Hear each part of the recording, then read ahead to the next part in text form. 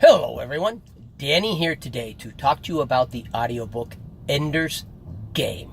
I'm going to keep my voice down a little quieter than I normally get because I'm suffering from allergies right now. Truck drivers can't take allergy medicine. It's really not safe to take allergy medicine, so I just suffer through it. And which means if I start talking in my excited voice like I normally do, I'm going to start coughing and sneezing and everything else because my throat's continually dry. So I apologize for that. In this video, I am going to talk about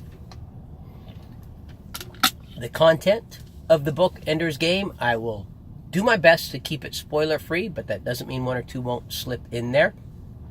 The narration and any mature content that I found in the book. Before I get started though, if you love audiobooks and you would like some help picking out a good audiobook, subscribe. Turn on notifications.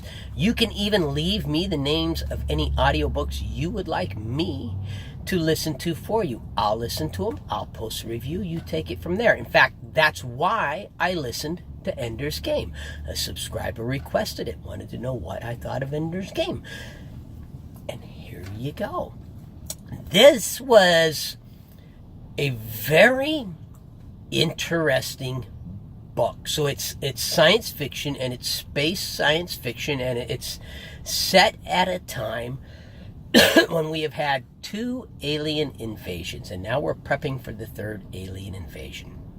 The aliens have us outgunned. They have us outmanned. The only reason we have survived this long is because we had a genius commander who managed to pull victory out of defeat, outnumbered 1,000 to 1. And so they're looking for a commander who will, sorry about that, allergies, a commander who will lead them to victory. The interesting twist to the premise is they want the commander to be very young. So they're looking at Ender, and they have their eye on Ender, and Ender is 6 years old when the story starts. He's barely a teenager when the story ends. And this is a book that is at times brutal.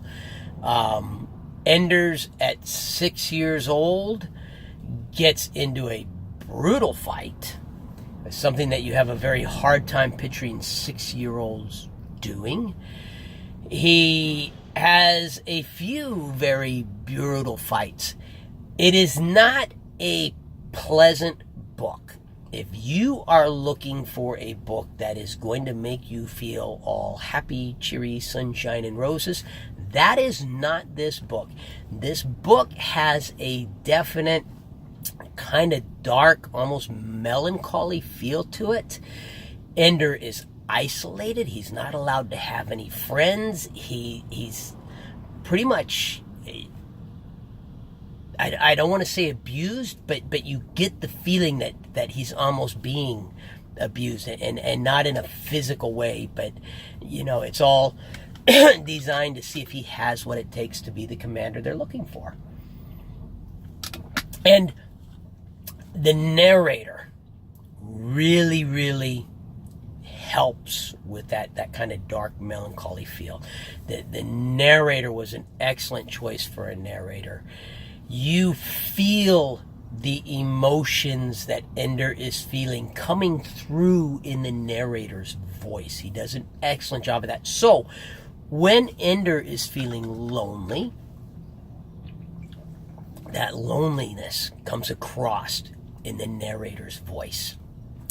This is an extremely well-written book. The kind of book that draws you in, that gets you feeling what the characters are feeling. And the biggest thing that Ender feels throughout the book is loneliness.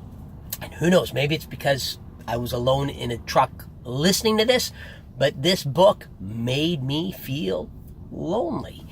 I'm the kind of guy who hates talking on a cell phone or on a telephone, period.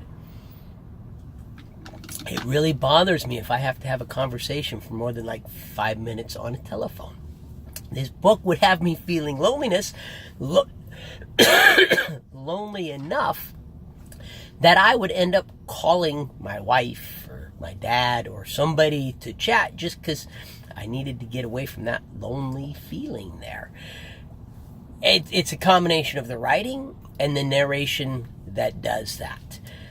As far as mature content goes, the entire book, I would say, is mature content.